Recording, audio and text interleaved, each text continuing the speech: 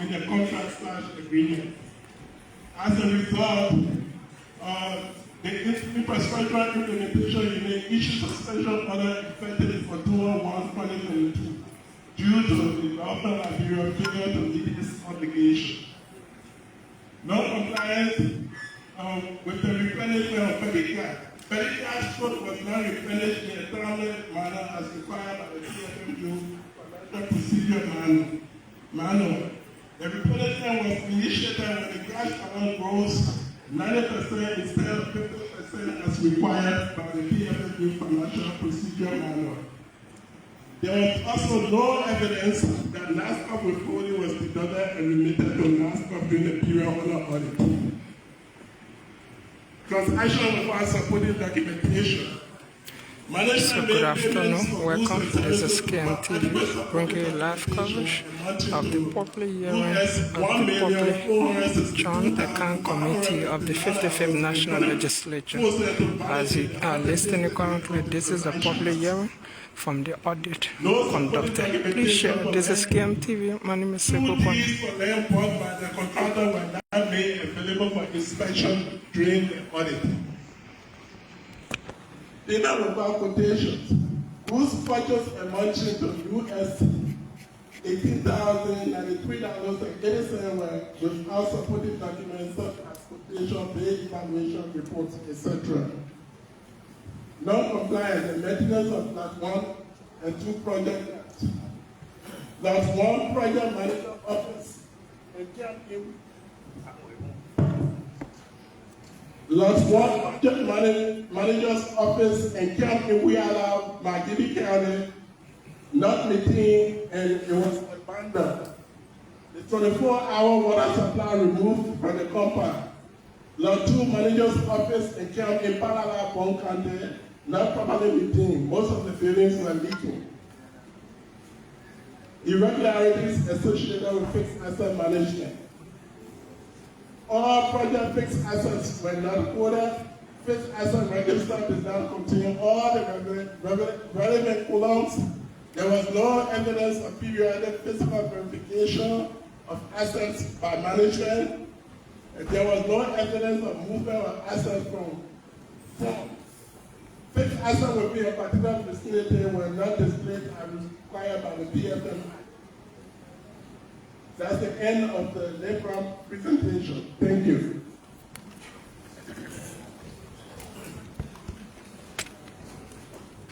Okay, we want to thank you to the Deputy Auditor General. On this note, distinguished colleagues, we can now cross-examine the witnesses. If there's any questions or inquiry, you can address the chair and you will be recognized.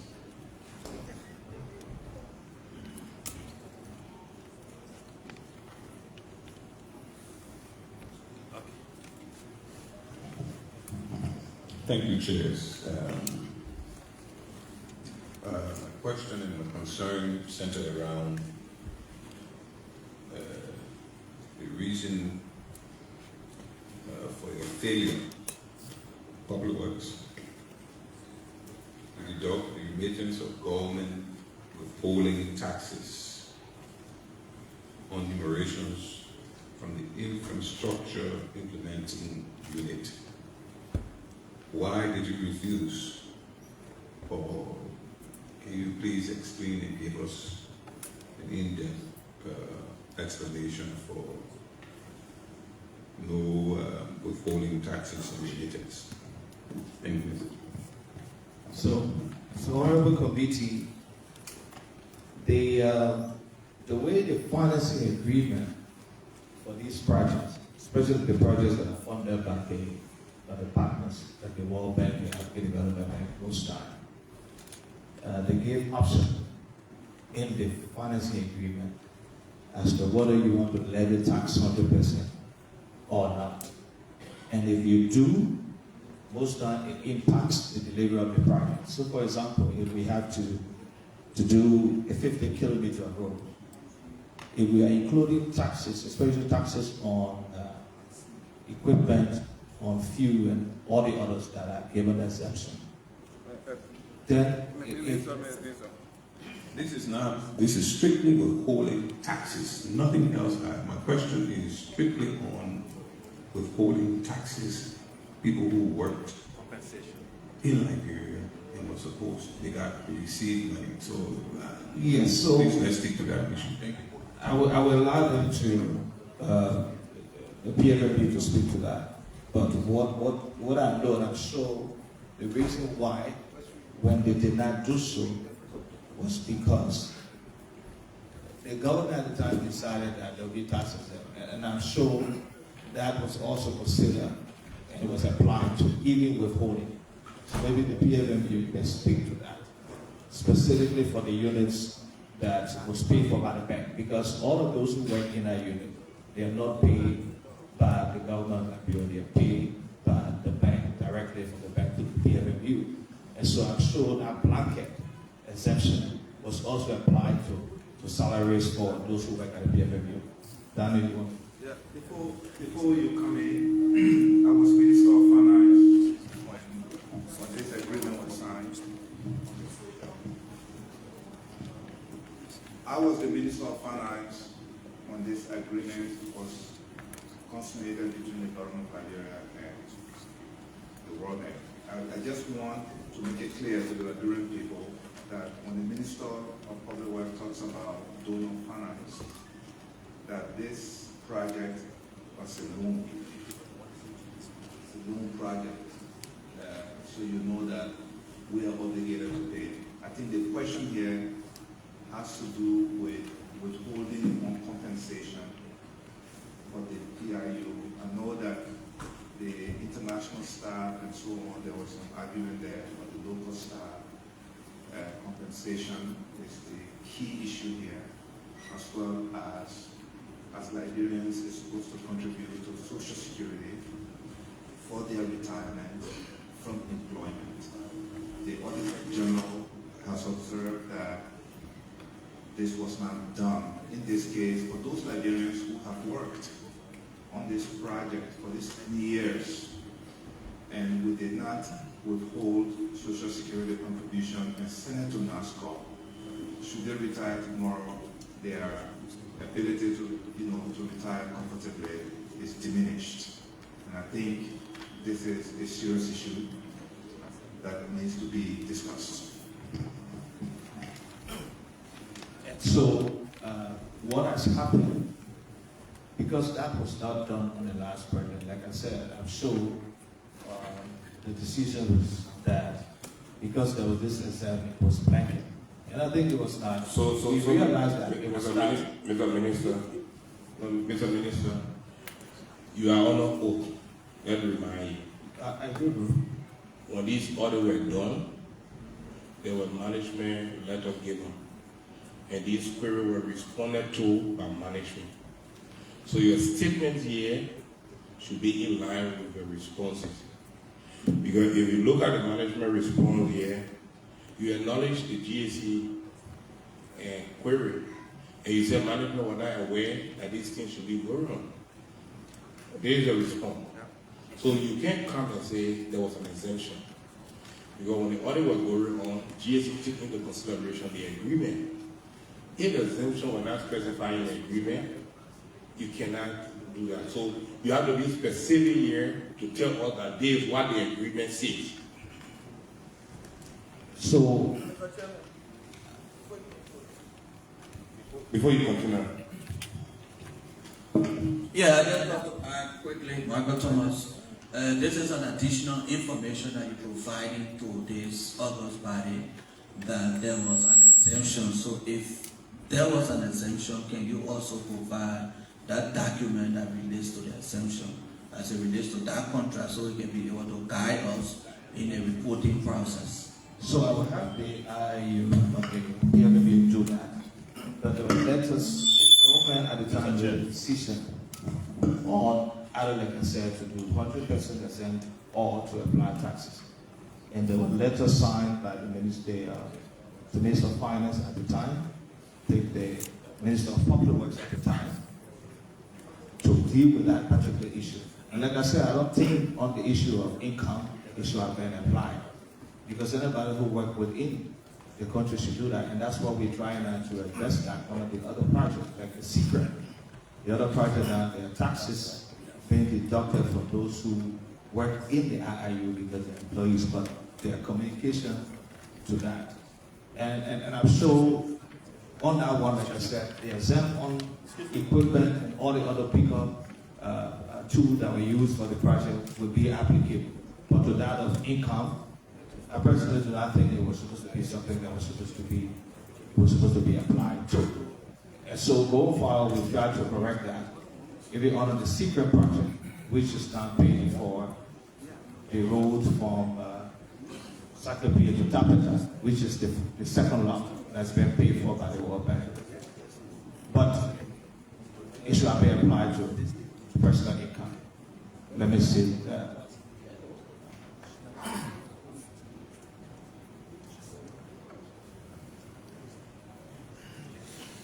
So folks,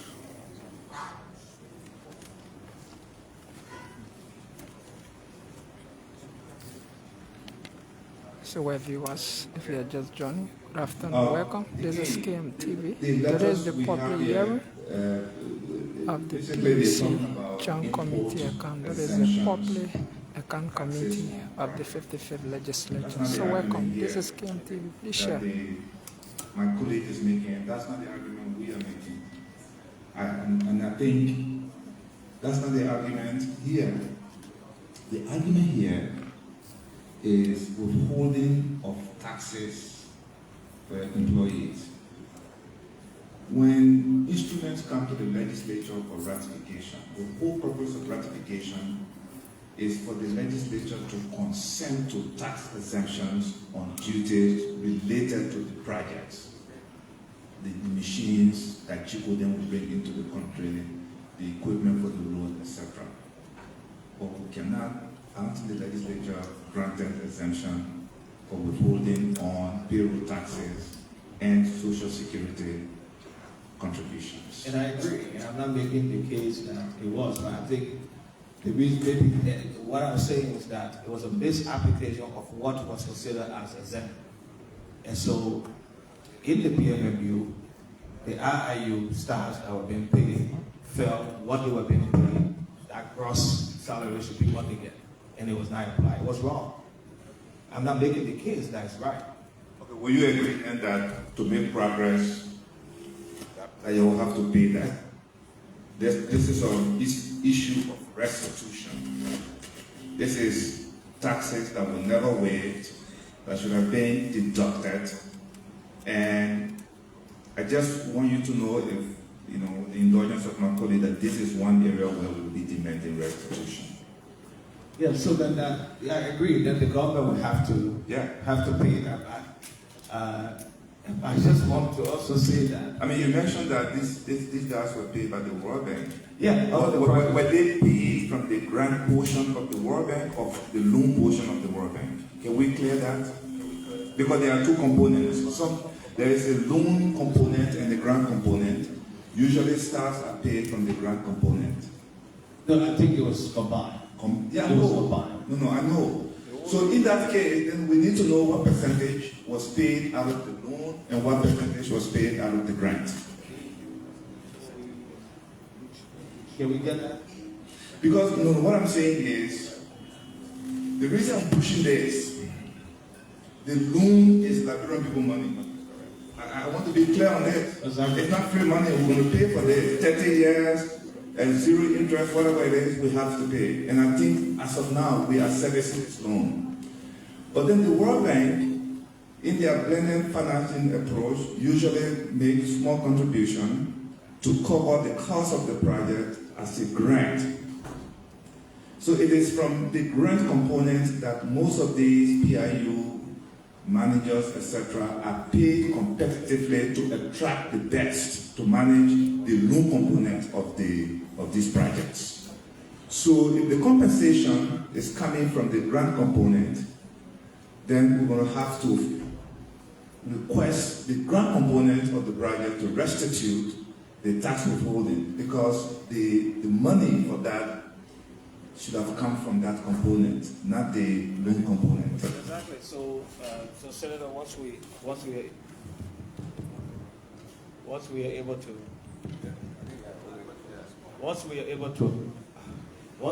to identify from which component of the financing that money was used for, that's something that we can do, and also, of course, replenish. Okay, GSC, can you within a week advise the committee, the chairman, and the committee on this particular subject? Because withholding taxes on compensation and social security compensation is non-negotiable. It's the law. So the committee will, through the secretariat, should get this issue resolved, so we can make progress. Okay. But also, let me say on that, and like I said, that is why with the secret project now, the Southeastern Corridor Road Access Management Project, that has been addressed. So withholding being deducted, and of course should be remitted as is, as per the law. So we begin to correct that under the second project that's been supported by the bank. Thank you. So, Minister, before you take your seat, I want to bring you back to the non-deductions from SICO and CHICO. Again, can you please explain to us in which year this agreement was signed? Well, the project was conceived in 2010. The agreement was signed in 2012. In 2012, the contracts were signed in 2012 with the contractors. So, my question to you, will the evidence or will the document presented to this committee on which you granted tax exemptions to SICO and CHICO dated May 2008 are laws retroactive? So you say the contract, if we say the contract, said the contract for executing the project. Yes. Signed in 2012. Yeah, 2012. So the grant agreement, I'm sure, I'm not too sure with the date when the grant agreement was signed, but it should be anywhere between, for that project, between 2008, 2010. I'm not very sure when the grant agreement was finalized. So again, we come back. You have 1.5 million that is mentioned in the Auditor General report to SICO and CHICO without evidence why you have to grant a tax exemption. So if the tax exemption we're talking about, if it's about on imports, that is what is used for the project, for example, if the equipment and all of that. The government, like I said at the time, in the financing agreement, will make a determination as to whether you want the contractors, for example, on the project to pay those taxes or be exempt. Mr. Minister. And Mr. Minister. Yes, Mr. Chairman. Do you work outside the law or you work in conformity with the law? Well, again, let me give a background to why those who made the decision at the time. No. I asked you a specific question. No, you shouldn't. You shouldn't do so. No, you can't ask me what I should do. No, I said you shouldn't do so. I asked you a question. I said you shouldn't do so. I'm responding. Okay. I'm responding. I just want to give a little basis to that. No, you shouldn't work outside the law. But like I said, if in the agreement it's established that the government can make a determination as to whether you want to do 100% tax or not, it will be a choice. And if you apply the 100% tax, it impacts the project in terms of the loan. And that's where the government at the time, those who made a decision on Minister of Finance and those who made a decision on Public Works, was that if you apply the taxes, it reduces the input. And that means if you do 100 kilometer road without loan, we could do 80 kilometers if we apply the taxes. Because that would impact the cost, the estimate for projects. So if the contractors submitting an estimate, those who will be bidding for the project, and it is known that they should pay taxes on the inputs into the project, they're going to inflate the cost of what the project will be in terms of pay per kilometer, for example. So that impacts the project in terms of what you get out of that. And I'm sure it was the basis on which the ministers at the time thought that they should give accent on the inputs into the project. And that's why you see those letters that we submitted to you as to why the exemptions were given. All right, Mr. Minister, let's go to the contract itself. The section on non-deduction of taxes and duties to the contracting entities, in this case, Chico and Seco, section 52.3.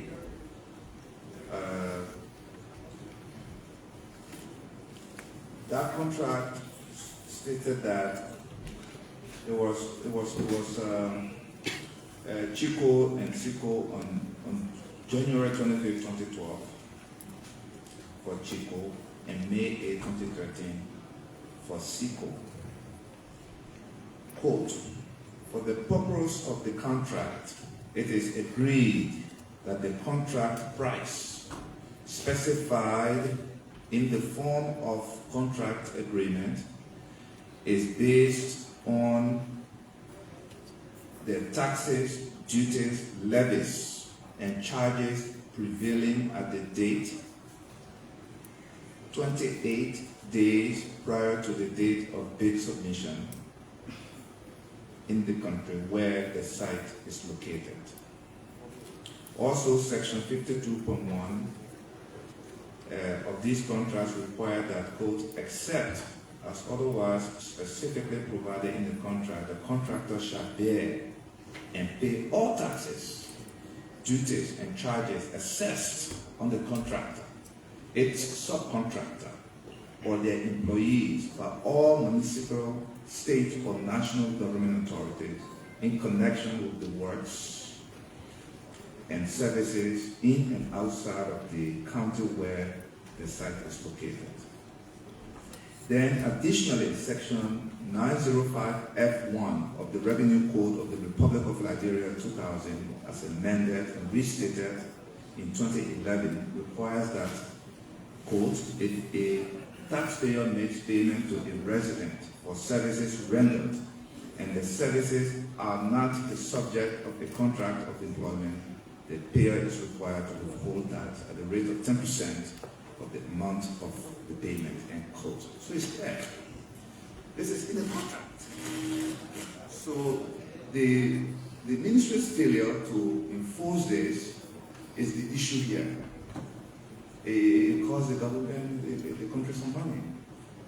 I think that's the issue. It's indefensible unless you have counter, provisions in the contract to convince us that this is not wrong. Let me add, please. Minister, Mr. Minister. Mr. Minister, these contracts were ratified by the legislature. And these are provisions from the contract. The Minister of Finance, the Minister of Public Works, even the President of the Republic of Liberia could not change it. So the issue we are raising with you is simple. We just want you to acknowledge, yes, there should have been, no, there should not have been. We know what to do. And I think it's clear that Chico and Seco basically should have been told they're not entitled to that. But anyway, we want to hear your answer. I think the question the chairman answered. Question for your answer. Thank you, Mr. Chairman. So let me have the head of the IIU who does the contract management. We will speak to some of this issue. All right, thank you. So, Honorable Chair and members of the public. Please use the mic. Honorable Chair and members of the Public Accounts Committee, in support of what the Minister explained, I will take you back to the period of bidding. Normally, there will be questions and answers to the bidders that will require. Hold on. don't take us, please. Don't take us back to the bidding, because prior to the bidding, you already had a ratified agreement that told you specifically all what was going to be in that agreement. So you're not taking us back to the bidding process. Prior to the bidding, you already had your funding, your financing, your ratification agreement signed by the legislature, president's signature. So don't carry us back to the bidding. Just address the real issue, please. So on the basis of the communications that we shared with you, which explicitly included a communication from the Minister of Finance then, reconfirming the government's position on the tax exemption regime for these major contracts. It was on that basis that as part of the contract agreement included the clause 52.1, which essentially exempts a contractor for payment of taxes. This goes back. No, excuse me. I have a question. The contract was signed in 2012, right? All right. And in 2012, when it was ratified by this legislature, the legislature didn't give tax exemption, right? Now, if it was ratified in 2012 and we didn't give tax exemption, how possible can you use 2008 memo from the Minister of Finance to implement a 2012 project? So let me provide this clarification, if you will permit me, Honorable Committee. The contract, yes, was signed in 2012, but the regime on tax exemption continued for all major projects, not only affecting transport, but affecting the entire World Bank portfolio throughout the country. The reason why I'm saying this, to complement that, is on every supervision mission, there's a review. Mr. Witness, stop confusing us here. So this project comes to our end according to the Minister of Public Works. So if there is a new financing agreement from World Bank, you still use the same letter to exempt it? So the new financing that we have from the World Bank, which is a second project, the Southeastern Corridor Road Asset Management You project, still apply this? is the one that carried tax exemption. No, understand it. You still apply this? For that work, for the new project, that is not applicable. So you said in the new project there's a tax exemption specified in the project, right? Because in this particular project that is being audited, there is no tax exemption. Because of the letter issued by the Ministry of Finance, that portion on tax exemption then got included into the signed contract. And that's why the infrastructure implementation unit.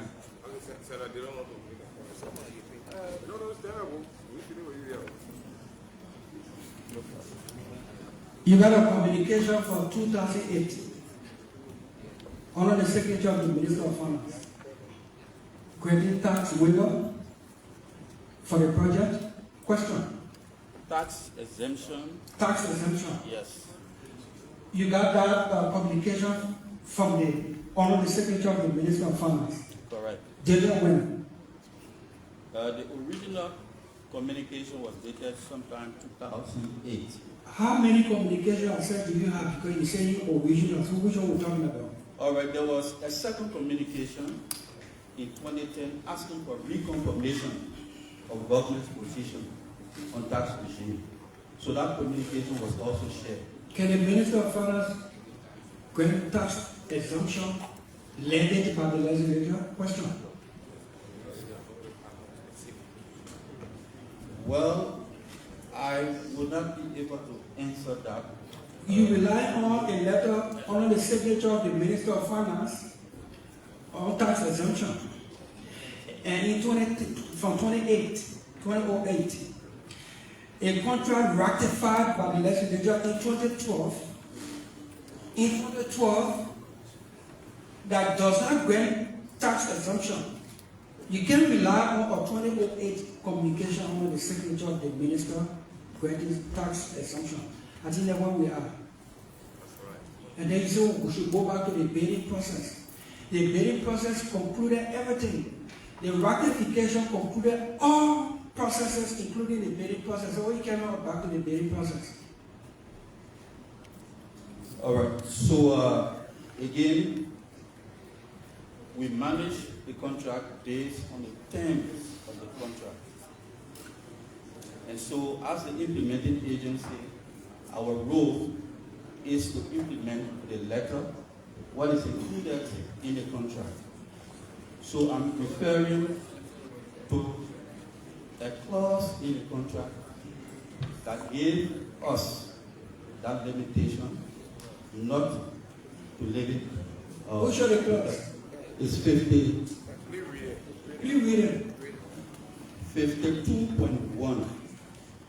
It says the client warrants that the CE, the subcontractors, in the 52.1? 52.1. Yeah, if it, except as otherwise specifically provided. You must read it. Yeah, because we probably want to read it. So,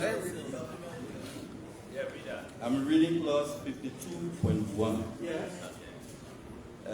And it says the client warrants that the CE, the subcontractors, and their employer shall be exempt from any indirect taxes, duties, fees, levies, and other impositions imposed under the applicable law on the CE, the subcontractors, and their employee in respect of any payments. We got two papers? We see it, document. I'm reading clause 52.1. Of which contract? Because the 52.1 we have there looking at, there are two different things. Which contract? I'm reading the contract for lot 1, which is the contract document for the procurement of works and services under output and performance based road contract, road asset management contract for the design, rehabilitation, and maintenance of the red light to Bala Guinea Border Road, lot 1. Which company? Asico. So the question here. Apparently, we got two different documents. Because section 52.1 essentially says that except as otherwise specifically provided in the contract, the contractor shall bear and pay all taxes, duties, and charges assessed on the contract. If subcontractor or their employees by all municipal, state, or national government authorities in connection with the works and services in and out of the county where the site is located. Anyone who got? Yeah. Was this document given to DAC when they did the audit? Correct.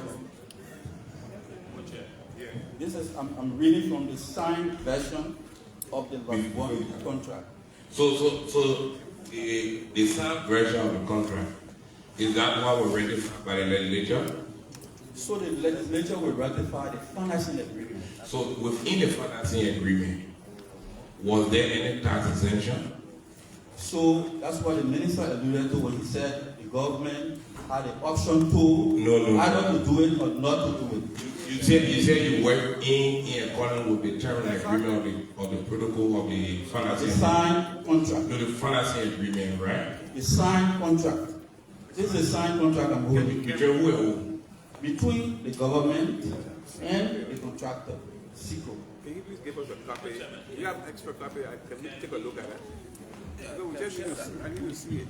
We can share that copy. I'm a chair. We refer to it.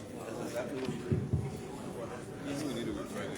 To show clarity. So AD. Yeah, let me show some clarity on it.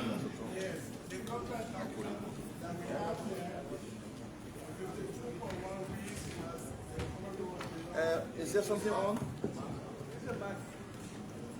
You can turn on one. Yeah, okay. I just want to clarify that the contract that 52.1 reads as honor road below and the other honor road. So what it's reading is contrary to what we have. That's why we need to look at different things. So we shared the contract from which we have this extra read to you today. Was it? Honorable Chair. Was it also in your response? When you responded to the GAC audit, did you give them that response? So we go exactly, I will not remember everything, but we can go exactly. Honorable Chair, I just want to get some clarity from the witness. Do you have copy of the contract dated January 25th, 2012? Yes, we can provide a copy. Do you have that with you?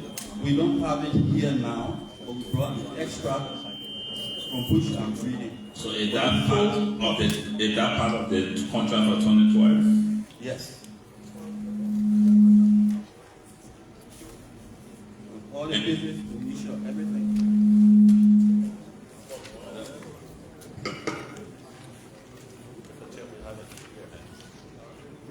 This is for lot one.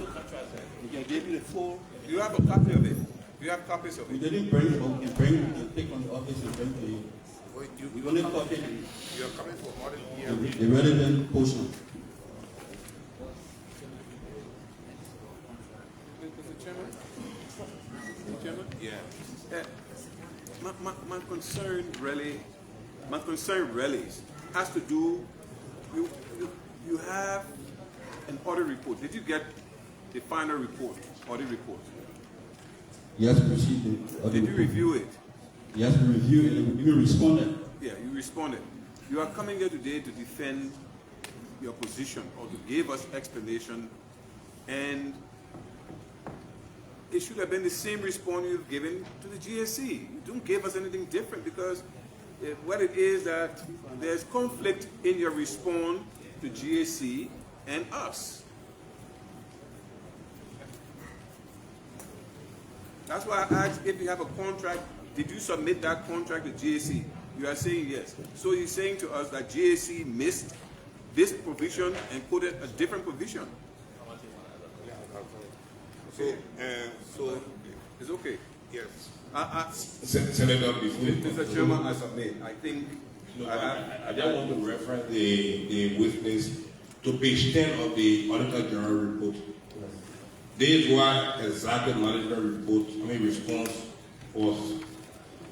The Liberia is tax exempt. Therefore, contract of IIU staff or contractors and consultant and contractors signed under the Liberia did not include provision without the deduction. This matter has been raised across the project under the World Bank. Discussion of this matter continued between World Bank and the government at high level without closure up to date. So that was the response. He said there's no closure if there will be tax exemption. There was your response. It took time to respond that you had not been closed.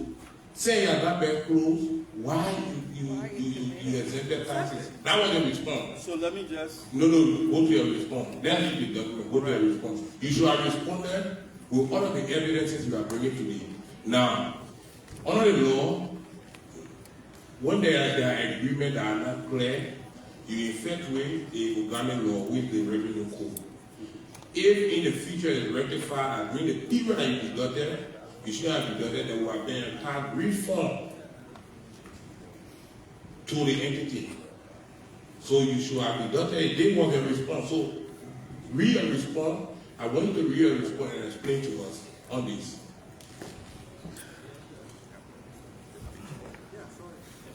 So the response reads thus: Liberia is tax exempt. Therefore, contracts of IIU staffers, consultants, contractors consultants and contractors signed under Liberia did not include provision for tax deduction. This matter has been raised across the projects under the World Bank in Liberia. Discussions of this matter continue between the World Bank and the government at high level without closure to date.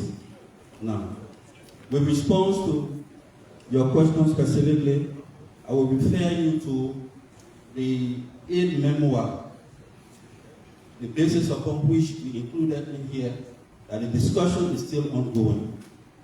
And that aid memoir is dated September 17 to 20, 2018.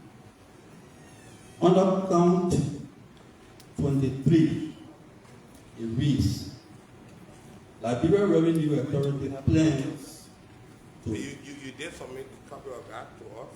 It's among the supporting document report. The Liberia Revenue Authority plans to impose corporate taxes on the concessionaire as per Liberian legal requirements. The duties will be applicable to vehicles, machinery, construction materials, and fuel.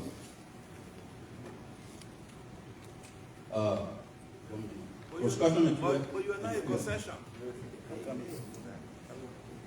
Go ahead. Ministry of Finance needs to confirm. Now, this is the most important part for which we continue to carry on managing the project. It says the Ministry of Finance needs to confirm its position on taxes on the project. This is critical as it may impact the prospective... So Mr. Witness, there was the memoir, right? All right. You did specify that area wanted to deduct taxes in accordance with the revenue code. And you said finance minister needs to confirm. This I do not speak in that meeting. There was the memoir. Yes. We asked you to give us evidence on why you exempted taxes. Because you are exempting the legislative function now. So you have to provide those reasons why you exempted taxes. And you are still yet to explain. You said the Ministry of Finance needs to confirm. So carry out to the confirmation from Ministry of Finance. This is 2018. So they validate our argument that the 2008 letter signed shouldn't have been. So reference all to 2018, 2019, or 2020 tax exemption by the Ministry of Finance. We want you to reference us. So leave the reading and reference us to that. Now the reference that we can draw to that will be for major financing, particularly in the road sector and other sectors. The government will issue, the financing agreement is there, it is not specific as to what will happen. The government will issue its position as to how that particular contract should be managed. In the specific case of Liberia, on the basis of those, of that communication, since Liberia was not the first World Bank project, the transition from the previous went into Liberia. The previous project, of course, was signed in 2008 when that letter was actually issued by the Ministry of Finance. So subsequent projects continue to carry out provision of tax exemption all the way to Liberia. Mr. Witness, as of the aid memoir of 2018, as of the aid memoir of September 17 to 20, 2018, after this aid memoir, did you receive any confirmations from the finance minister up to date confirming tax exemption? Up to date? Yeah. We have not received. So on this basis, to close this issue, you acted on your own, and you will be held liable to restitute this amount to close on this issue. Chair, I want a follow-up question. We are closed on this issue. So you'll be here liable to restitute 1,512,000. Sir, if I will come back to you on No. I work.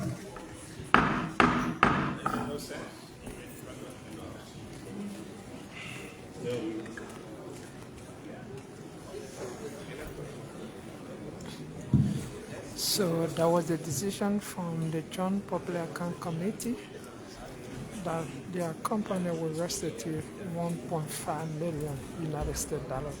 So, well, viewers, if you are just joining, we say welcome. This is KMTV Liberia, bringing you live coverage of the Joint Public Account Committee hearing of the audit reports from the GAC. We are live from the Joint Chamber of the 55th National Legislature, the House of Representatives and Senate. So this is the Joint Chamber where members of the House of Representatives and Senate meets to discuss issues of national concern.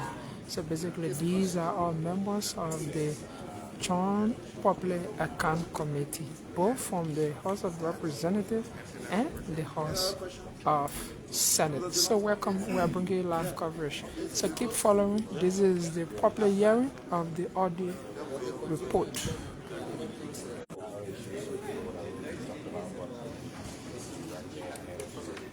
This is Amara Kona Babolu, Besonga Fili of Grand Bassa, Vabla Dabla of Grand Kema County, Prince 2 of District 8 Montserrat County. These are all members of the Joint Public Account Committee. So Amara Kona represents the House of Senate. He is the chair of the Joint Public Account Committee. Thank you, Mr. Chairman. To the witness, let's move forward with this discussion. It has been observed by the Auditor General that there was inadequate disclosure of cash equivalents, outstanding claims or payments. According to his observation, the audit report did not disclose unpaid claims totaling to the amount of $6,152,245.88 in US dollars and $35,280,459.86 for routine maintenance services provided by contracting entities, specifically SICO and CHICO, under the OPRC Rural Assessment Management Contract from ELWA to Coca-Cola to Banga and to the Guinea owner. Do you care to provide explanation on that? Question. Yes, sir. Honorable Chair. Honorable Chairman. Thank you, Honorable Chair. And so during the audit, when the auditors, when we submitted the report to them and they observed them, they brought this to our attention, and so we were asked to restate the financial statement, and the financial statement was restated accordingly, and necessary adjustments were made and submitted to the GST, which we brought a copy here addressing those concerns. So we have that with us. So those concerns were addressed in our restated financial statement. So these are exhibit here. So, Mr. Witness, before the AG come in, as of the time of reporting, you didn't disclose this amount.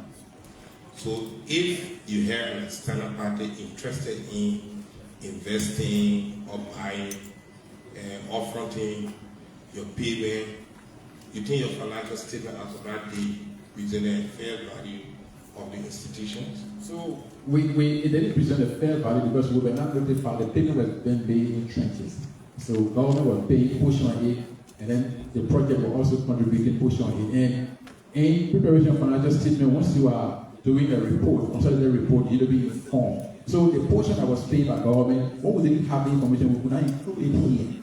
Other than that, it will be like, where did you get the information from?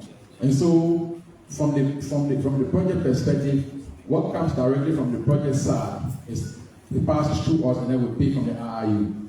There are some portion of that has been paid by government directly, which we might not be aware.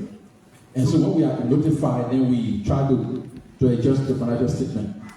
Are you telling us that you are managing the project, money is being paid to the contractor that falls under your supervision, that you don't know what government paid them? Sometimes. How is that possible? Wait. You have a contract. Contractor is getting, for example, $100. $50 coming from the World Bank. The balance $50 supposed to come from government Liberia. You are not informed. You don't know when these people receive government funding to pay government portion. Then what are you doing? So, I'm confused. Yeah, you totally confused me. Chair, the payment that was coming from government side was not actually forthcoming. And so whether they give them 5 cents, 10 cents, you are saying to us you didn't know. Who signs on to the contract? So General Adam, just to do a follow. Your name again? Daniel, copy. Daniel. Yes. Where are you assigned? Where your office is? CFO, Ministry of Finance. Ministry of Finance. Huh?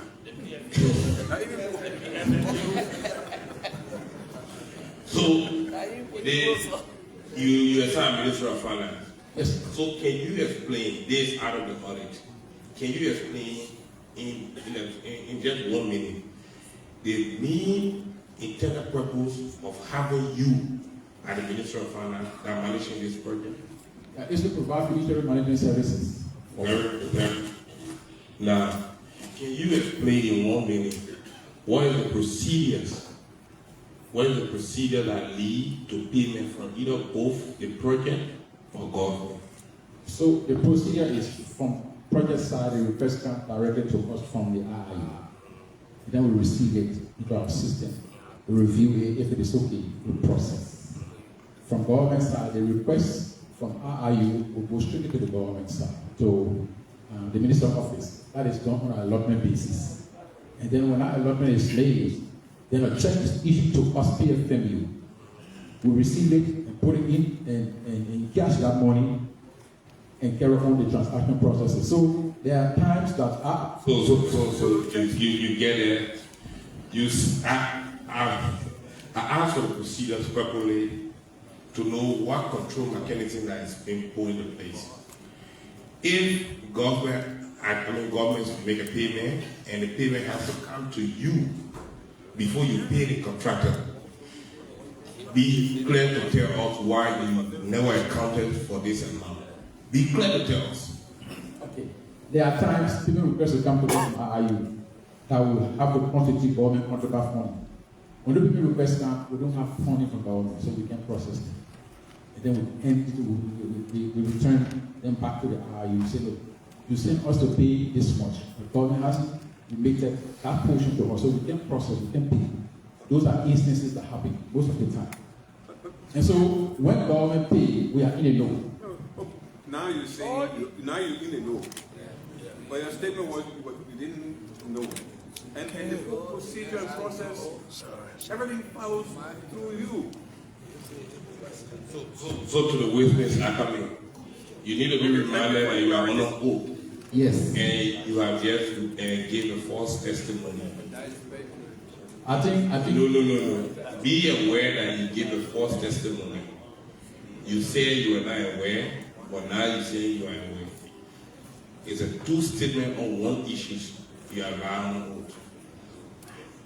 Anyway, I don't want to say I'm lying, but there are times these statements are made.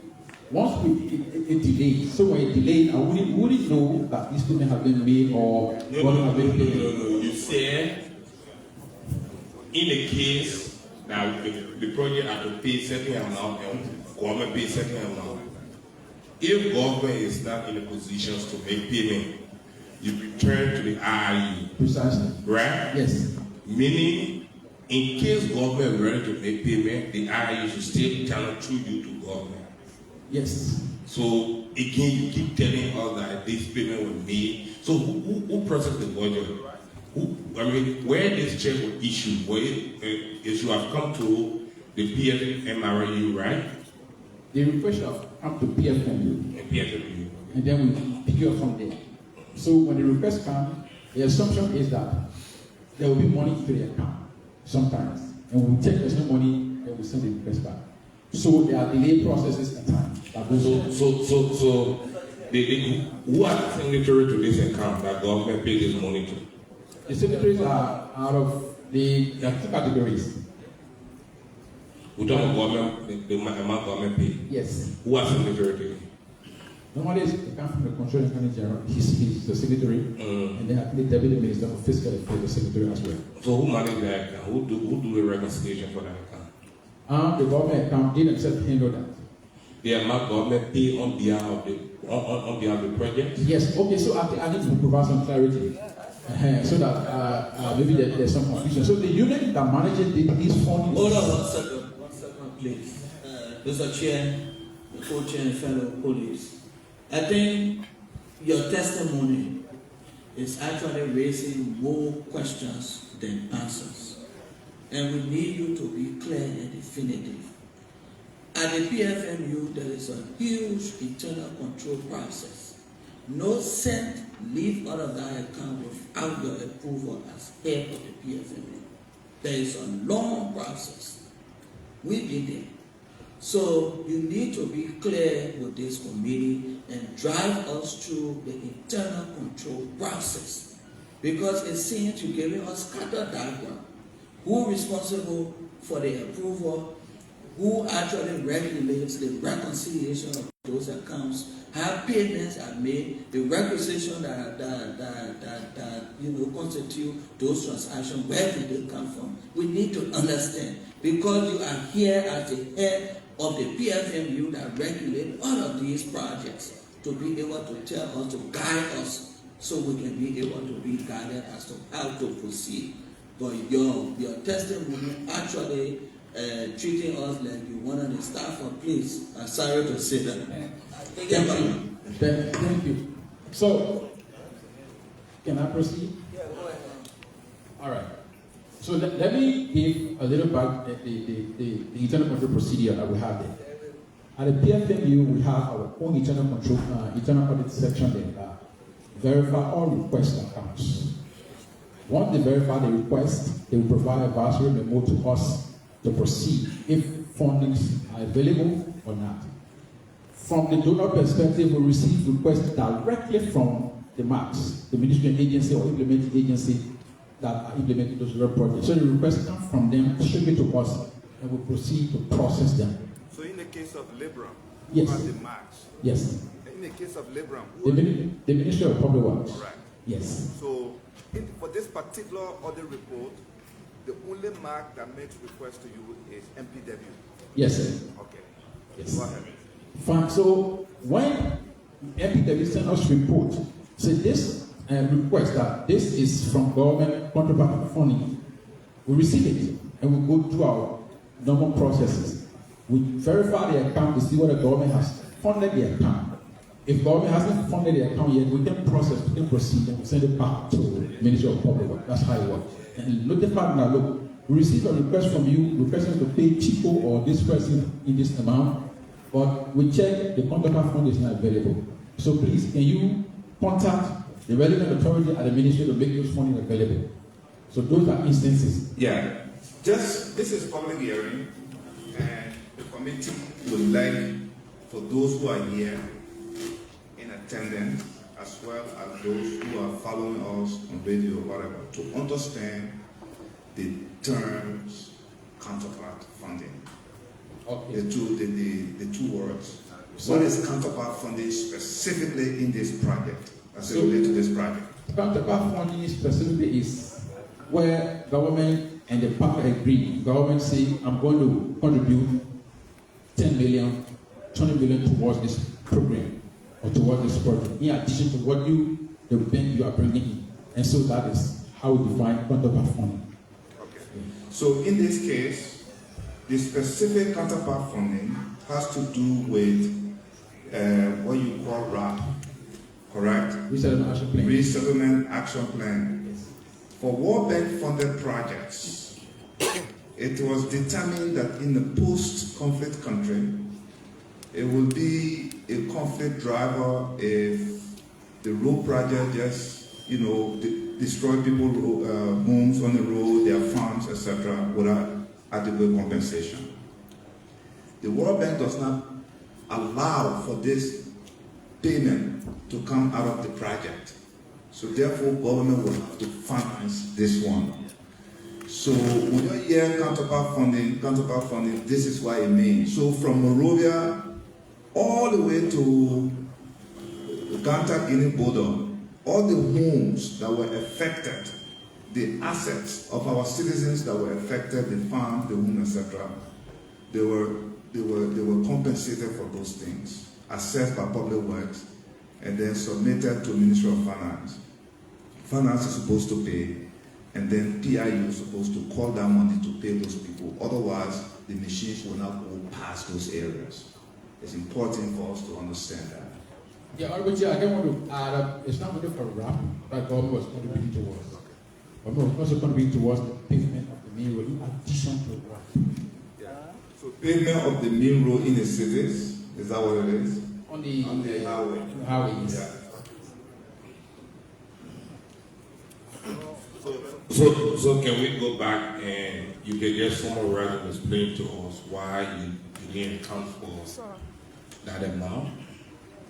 So, like, as I indicated, because the payment, the information delay from getting to us, especially when we're preparing the financial statement. So in terms of RAP. So I mean, ED, can you please explain to us if this was a single payment on a single date, or it was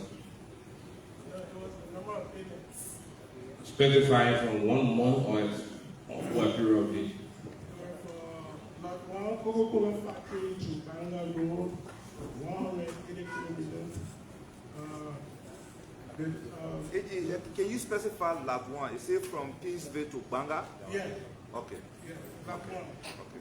Yeah. Is it specified the payment of me? And it was also for routine maintenance.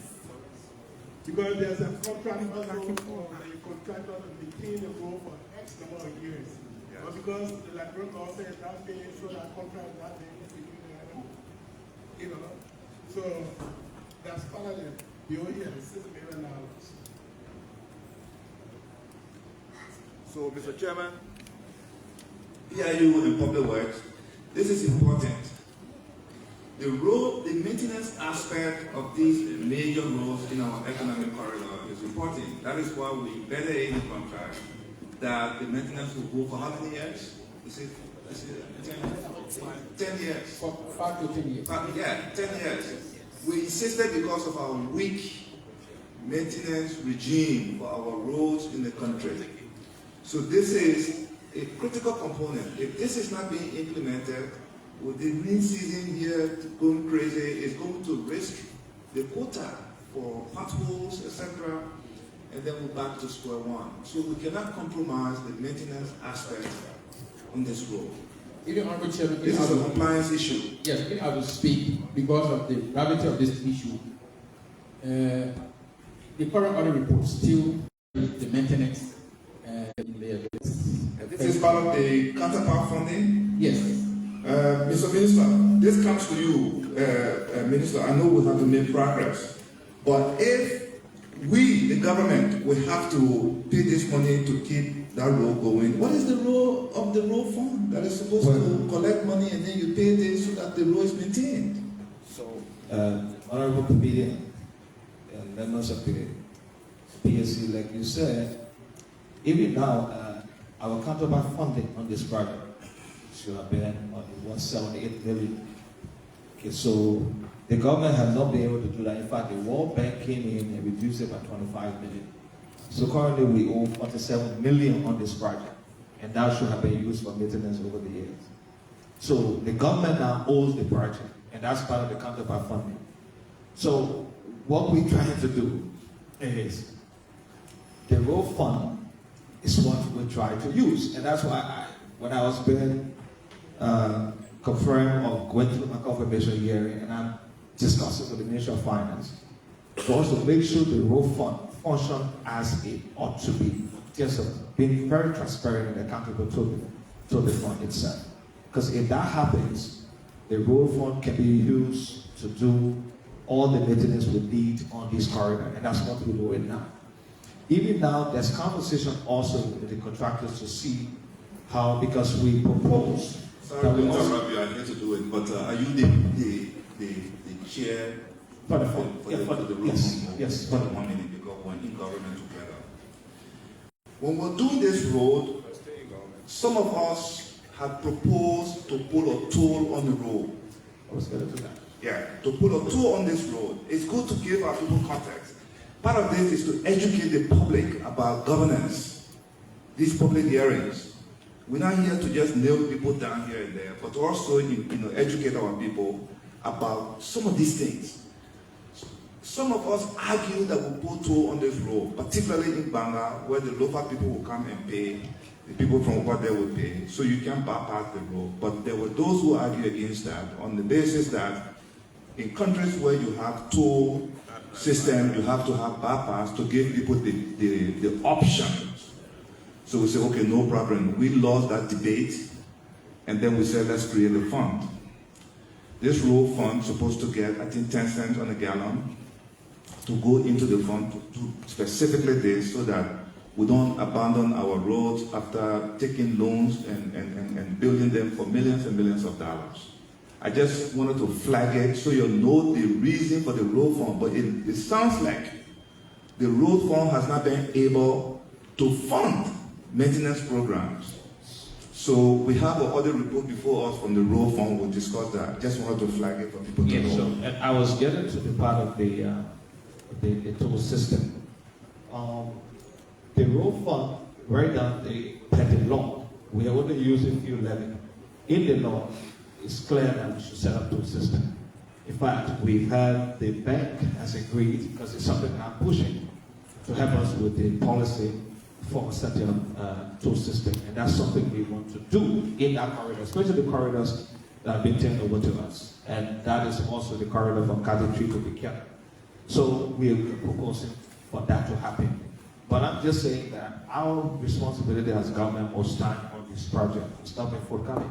So if we owe 47 million to date, we've agreed on a schedule to pay the contractors to continue the maintenance in that corridor. In fact, they are also proposing that they can work with the government Ministry of Public Works, so we have the policy in place to also institute toll on the corridor, so we are recovering what we owe them. I think we owe Chico, it should be about 10 million, and Seco should be, about 40 something million. That's what we owe them on the... So what did you use the road fund on? So, again, Public Works, and that has happened to the Ministry of Public Works over the years, since the road fund started. The road fund has become Public Works budget. So Public Works now will have no money in terms of its budget but the road fund. 40% of the road fund is supposed to be for rehabilitation and 60% for maintenance.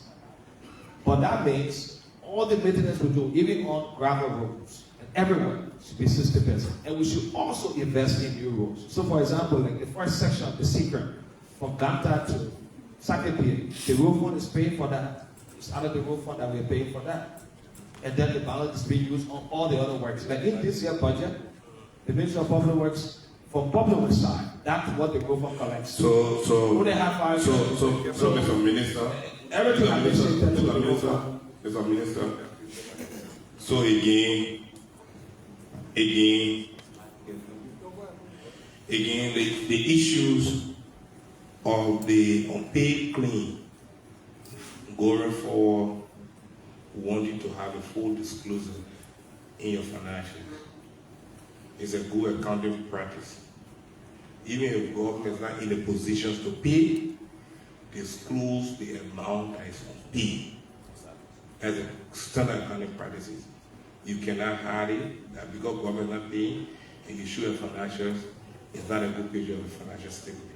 So disclosure going forward. Agreed. Thank you.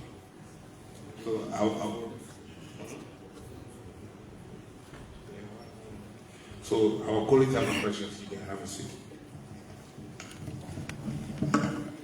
Okay, to the witness.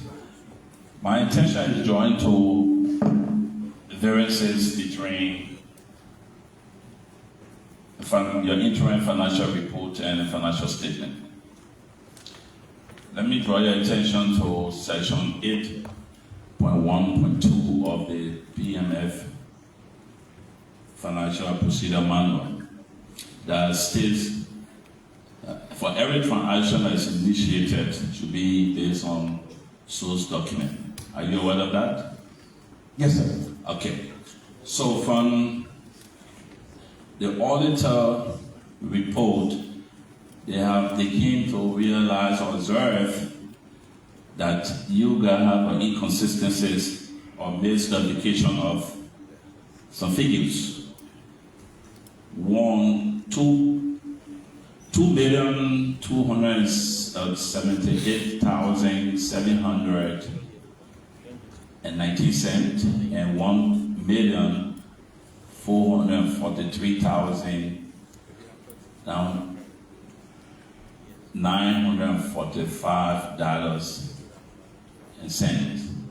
as a figure that will be reported in your interim financial report and the financial statement on your component civil work. And the variance of 31,918 was observed. So what can you tell us? Why were the inconsistency of the 31,918 if you were following the PMF financial regulation section 8.1.2? Thank you, sir. So the financial statement variance between our interim financial report and the financial statement, normally we prepare 3 months, and then the cumulative is done at the end of the year. So when we provided the auditor normally asks for those interim financial report, the cumulative, and IFSAS report. So when we provided that information to them, they noticed that when they were doing the recast, they noticed that there was a variance of 31,000. So we said it might have been due to the drill down on printing out. It's a system issue. So we said, okay, we will correct that. And that was corrected accordingly, and we provided a statement to them. So is that corrected on your new financial statement? Yes, it's corrected.